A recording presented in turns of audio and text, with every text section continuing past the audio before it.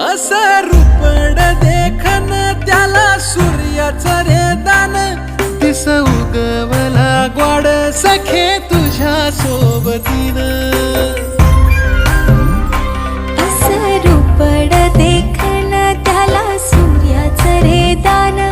बोलणं मधाळ र तुझं दिसण निताळ रंग आला गोऱ्या गाली प्रितोली चिंब झाली राणी तुझ्या रूपा पुढे ठेंगण आभाळ ग